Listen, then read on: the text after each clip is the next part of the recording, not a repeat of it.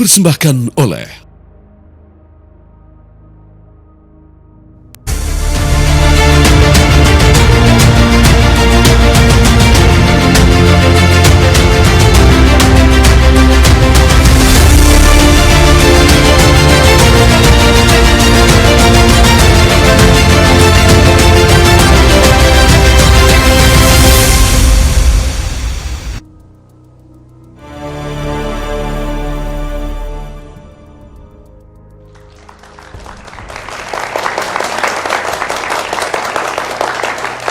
Assalamualaikum warahmatullahi wabarakatuh. Jelas menggegerkan kita semua di era saat ini di tahun 2024 ada orang yang mengaku bisa berbahasa semut. Bahkan mengerti sekali bagaimana berbahasa di alam barzah atau bahasa Suryani. Tak hanya itu, yang paling mengejutkan Maria dan juga pemirsa, mereka bisa video dengan malaikat maut. Merinding nggak tuh? Itu dia, apakah ini mengada-gada atau justru mungkin sebagian besar ada yang percaya, Andro? Nah, ini yang kemudian harus kita luruskan bersama. Bahkan kalau kita lihat juga saat ini di pesantren Udik di Dampit Malang pun juga sejumlah santrinya juga cukup banyak, Andro. Ini yang kemudian menjadi pertanyaan publik, apakah kemudian ini harus dikategorikan sebagai sesat ataupun tidak, karena MUI pun juga turun langsung untuk mengaji hal ini. Apa kemudian respon dari MUI? Kita tanya langsung nanti dengan sejumlah narasumber kami, dan juga sudah hadir sejumlah mahasiswa. Di sini ada mahasiswa dari Paramadina dan juga Ajaya, Pak ya.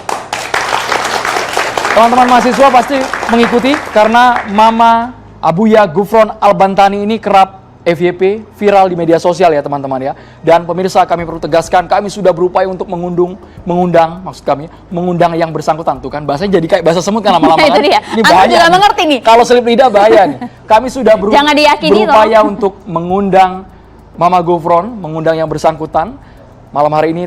Tapi kabarnya yang bersangkutan sudah memiliki agenda tersendiri di pondok pesantren. Tapi kami sangat berharap dalam 1 atau 2 jam ke depan Mama Gufron bisa bergabung bersama kami untuk bersuara, alasannya, dalilnya, sumbernya apa, sehingga bisa meyakini bahasa semut dan juga menghubungi malaikat. Agar lebih jelas lagi, kami pun masih menanti bergabungnya Mama Gufron dalam catatan demokrasi. Langsung saja kami perkenalkan satu persatu. Narasumber kami sudah hadir di meja catatan demokrasi, kembali hadir bersama kami. Ada Haikal Hasan Pendakwah. Assalamualaikum, selamat malam. Beh, boleh cek bisa audio, apa, Beh? boleh. Babe. Waalaikumsalam warahmatullahi wabarakatuh. Masya Allah, suara sudah lama nggak dengar suara Babe Sudah Haikal. lama nggak hadir di catatan demokrasi ya. Yang satu ini juga Andro. Ada juga Muhammad Najih Armadoni, pemerhati pesantren. Assalamualaikum, selamat malam Mas Najih. Waalaikumsalam warahmatullahi wabarakatuh. Selamat malam. Dan juga sudah hadir Kiai Haji Sumarno Syafi'i, pengasuh Pondok Pesantren Darus Saadah, selalu hadir sebagai penceramah kita di catatan demokrasi. Assalamualaikum warahmatullahi wabarakatuh. Waalaikumsalam. Biasanya posisi Pak Kiai ini pemirsa di sini. Malam hari ini kita pindahkan duduk Pak Kiai. Jadi tidak usah menunggu lama segmennya, Pak Kiai bisa langsung bersuara malam hari ini. Kami juga menghadirkan Wasekjen Majelis Ulama Indonesia. Assalamualaikum Pak Muhammad Ziyad. Waalaikumsalam warahmatullahi wabarakatuh. Dan juga ada staf khusus Dewan Pengarah BPIP, Pak Beni Susetio. Assalamualaikum, selamat malam Pak Beni Susetio. Dan juga ada pakar komunikasi yang juga ini paling sering viral juga ini, Mas Adi Armando. Selamat malam Mas Adi Armando. Malam. Selamat malam Mas Adi. Kami juga menghadirkan via Zoom saat ini pengamat sosial yang akrab disapa dengan Habib Kribo, nama aslinya Zen Assegaf. Assalamualaikum Pak Zen Assegaf. Assalamualaikum Habib Pak Zen. Kribo. Assalamualaikum. Ya, assalamualaikum. Baik. Oke, selamat malam. Ini lokasi di mana nih Pak Zen Assegaf?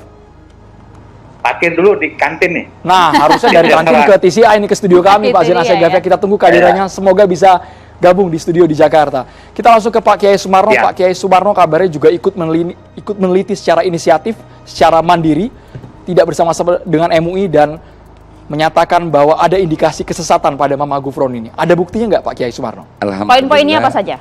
Wah, ada 7 poin setelah saya lihat dari tayangan-tayangan yang ada di dalam YouTube yang viral akhir ini. Ada 7 yang saya lihat, bahkan barangkali saya lebih sedikit, Majelis Ulama lebih banyak. Saya bikin singkat saja, ada 7. Artinya saya nggak berani mengatakan sesat dulu, ini penyelewengan, kelebihan. Pertama, mengaku mengarang 500 kitab dengan bahasa Suryani yang kita tidak tahu siapa pentahsisnya ya.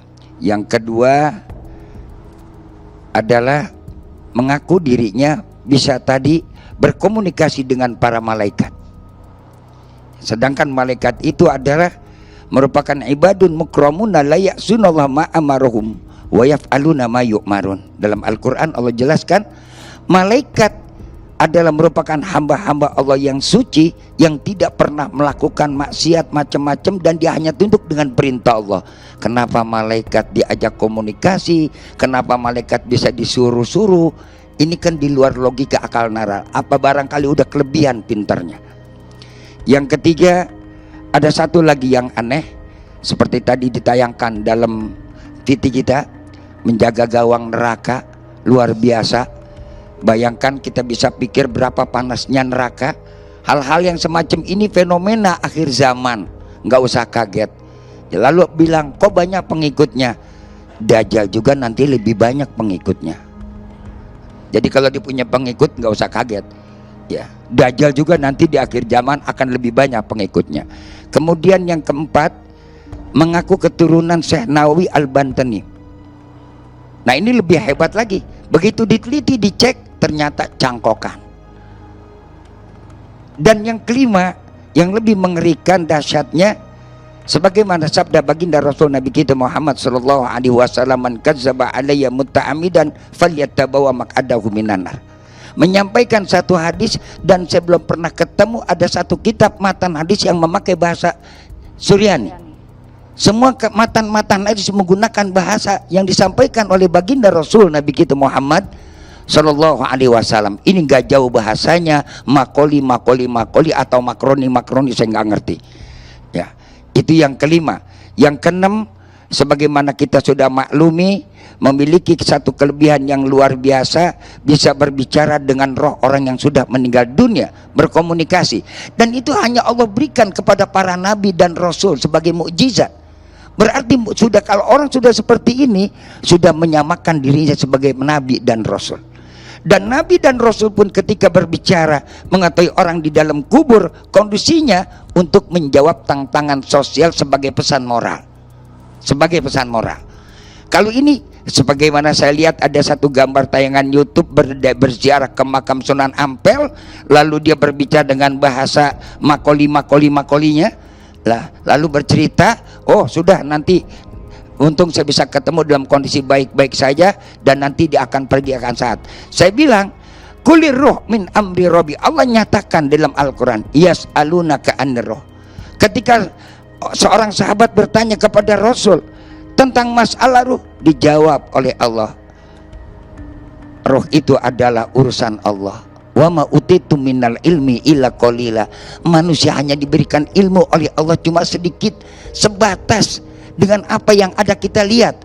Jadi kalau ini udah liwat batas langit mana dia sudah liwati. Mudah-mudahan bisa kembali ke alam dunia. Indikasi penyelewengan yang Pak Kiai utarakan ini sumbernya apakah Pak Kiai mengumpulkan video, cuplikan di media sosial, atau sudah interaksi langsung dengan yang bersangkutan? Alhamdulillah saya belum, mudah-mudahan nggak dipertemukan. Saya ngeri bertemu dengan orang yang semacam ini. Kenapa? Sesuatu yang ada di luar nalar logika kita, tentu ada sesuatu di balik itu. Lebih baik saya nggak ketemu. Untung aja ada video yang viral. Saya tabayun ketemu langsung Pak Kiai. Saya kira nggak perlu tabayun lagi. Dia sudah mentabayunkan dirinya. Kalau kita bertabayun, bertemu langsung, dengan viralnya dia sudah mentabayunkan, mempublikasikan dirinya. Bukan sekedar cuplikan, langsung ada videonya. Kalau barangkali di TikTok anak cuplikan, tapi kalau video kan ada durasi sekian panjang, sekian menit, ada yang 1 jam, ada yang 8, ada yang 36 menit, 46 menit. Apa kurang yakin dengan pembicaraannya? Kan gak mungkin disampaikan kalau tanpa ada tujuan tertentu. Nah, lalu yang terakhir, tentunya yang paling amat mengagetkan lagi, bisa bahasa Suryani. Bahasa Suryani ini adalah bahasa kuno yang sudah ditinggalkan, dan paling sekarang dipakai di daerah untuk orang-orang Kristen optik, Kristen Ortodok yang ada di daerah Syria, dan juga pinggiran Palestina, dan juga pinggiran dari daerah Mesir. Dan itu hanya dipakai untuk bahasa ritual. Dan setelah diamat, saya tanya dengan ahli bahasa, orang-orang yang pakar bahasa, apakah betul bahasa Suryani yang disampaikan seperti begini? Ternyata banyak cangkokannya. Memang kalau kita berbicara bahasa Suryani yang disampaikan oleh beliau panjang ceritanya karena berkaitan dengan ilmu hikmah yang digunakan dalam kitab Syamsul Arifin. Jadi ya wajarlah kalau saya bilang kalau dia semacam ini halunya terlalu tinggi, barangkali terbawa dengan ilmu-ilmu hikmahnya yang menggunakan bahasa Suryani. Lalu bagaimana? Alhamdulillah di samping saya ada Wasekjen Majelis Ulama Indonesia. Tentu nantilah Majelis Ulama yang akan memberikan ketetapan dan keputusannya. Hal yang macam ini nggak bisa kita secara individual menyatakan A, B, C, D menjas. Ada lembaga kita yang formal. Kita serahkan lebih cepat lebih baik. Jangan sampai nanti masyarakat tergiring opini, terjadi pertengkaran di antara kita, kan nggak bagus. Apalagi urusan internal agama. Terlebih kita harusnya dalam kondisi semacam ini menjaga kondusivitas masyarakat buat menyongsong hari esok ke depan. Pak Kiai, tapi mungkin kemudian juga menjadi pertanyaan banyak orang begitu ya, publik juga, bahwa muncul juga video yang memperlihatkan bahwa Mama Gufron bisa mengubah air biasa menjadi air Zam-Zam. Ini dimungkinkan tidak atau seperti apa, Pak? Ini kerjaan preman, Bang. Itu kerjaan preman. Preman begitu udah biasa, Pak. Jam-jam orang jual-jual air jam-jam banyak, nggak tahu dalamnya apa. Air sumur, air aqua ditaruh. Mama Gufron kurang canggih. Orang air preman untuk orang-orang yang jual air jam-jam, kadang-kadang air biasa dikasih label lagi. Ya. Makanya ini kerjaan preman yang begini. Ya. Kalau itu nggak aneh lah, itu kerjaan tukang tipu lah saya bilang begitu. Kalau air jam-jam kan yang asli yang dibawa dari Mekah. Ilmu semacam itu nggak ada ya? Ilmu semacam itu nggak ada tipu-tipuan. Ya. Boleh Pak Kiai, kita terbuai hal yang demikian deh. Okay. Kita coba minta tanggapan dari Zen Asegaf, Habib Kribo, melihat kalau versinya Pak Kiai diksinya saya pinjam tadi halu. Ini sudah indikasinya penyelewengan, Habib Kribo. Ya, Assalamualaikum. Waalaikumsalam. Waalaikumsalam. Bagaimana Habib? Ya, Silakan Habib. salam hormat itu semua buat pembicara di depan. Tokoh-tokoh saya itu ada Gus Naji, ada Haikal Hasan, ada Ustadz Romo, Ustadz Ade, dan Kiai semuanya. Begini, dalam mensikapi Mama Gufron ini saya pikir ini lucon aja lah, nggak usah dianggap serius lah di negeri ini. Banyak orang-orang begini nongol, dan apalagi sekarang kita sering melihat ada ceramah-ceramah yang berbau tahayul. Saya pikir yang gitu-gitu apa? Ya abaikan aja lah. Terkadang yang membesarkan Mama Gufron itu apa? Ya karena diangkat masalah ini ke atas. Dan kalau orang yang meminat kepada Mama Gufron itu pasti orang-orang yang lemah akalnya. Mustahil orang kalau akalnya sehat menerima pandangan Mama Gufron tadi itu. Dan saya pikir untuk itu nggak perlu kita terlalu capek membicarakan Mama Gufron ini, dan nggak perlu sampai terlibat MUI harus ngeluarin fatwa. Ini negeri ini apa? Kok dikit-dikit ada masalah fatwa. Biarin aja lah. Makin itu seperti Mama Gufron itu saya pikir apa? Ke laut. Makanya kita perlu membimbing bangsa Indonesia ini apa? Beragama dengan akal.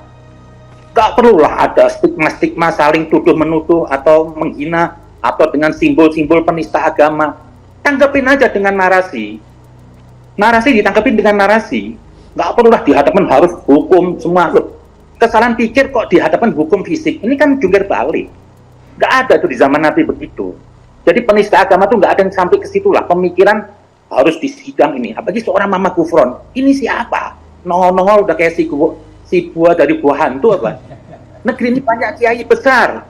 Ada Gusmus, ada Gus Baha, banyak kiai. Kok kita gampang amat nih agama bersandar kepada Mama Gufron? Orang yang nggak jelas. Dalam segala bicara aja, saya aja, aduh, apa yang bisa diambil hikmah dari orang ini? Apa sih? Kok cuma hanya air Zam-Zam, ngomong ketemu Nabi, itu semuanya bohong itu. Dusta. Emang di negeri ini sesuatu yang dusta, yang mistik-mistik tuh ngaku. Mau saya itu dari dulu paling muak kalau ada seorang penceramah itu berbau tahayul. Tapi di balik itu semua saya pikir apa? Jangan negeri ini dicapekin dengan urusan agama terus. Gak perlu ada fatwa MUI. Biarin aja begini, diemin aja sebentar hilang loh. Didik bangsa ini apa? Dengan berakal. Tapi mengapa kemudian fatwa MUI? Tapi mengapa kemudian fatwa MUI tidak, menurut Anda tidak begitu penting? Bukankah kemudian MUI juga memiliki salah satu tujuan, yaitu memelihara akidah umat agar lebih lurus lagi, mana yang jelas begitu, Habib? Ini orang nggak berakal. Kenapa harus MUI turun tangan? Mama Gufron ini, kalau saya sebagai orang beragama, ini dia bertindak nggak pakai akal. Salah kalau MUI menanggapi, justru membesarkan Mama Gufron ini. Diemin aja, ini nggak penting. Dan orang begini ini di setiap zaman ada. Lah, saya kepengin MUI itu apa? Bertindak, berpikir yang besar. Kenapa? Contoh kemarin, misalkan mau ada Zakir Naik, itu mau datang. Itu kan bisa membuat gaduh negeri ini. MUI berfatwa, bukan urusan-urusan yang ecek-ecek begini. Sayanglah, kebesaran MUI masa merespon Mama Gufron. Siapa Mama Gufron ini? Tapi Gak seperti ini, jelas riwayatnya. Habib Kribo, kalau memang riwayat tidak jelas, diabaikan saja, itu informasinya muncul dengan sendirinya. Videonya muncul dan akhirnya dikonsumsi oleh masyarakat. Bahkan ramai dilihat yang kita khawatir kali ini jadi post-truth, kebohongan yang berulang dan akhirnya dipercaya oleh publik, sehingga MUI turun tangan mungkin. Sesaat lagi ditanggapi, Habib Kribo dan juga Majelis Ulama Indonesia. Hanya di Carta Demokrasi pemirsa.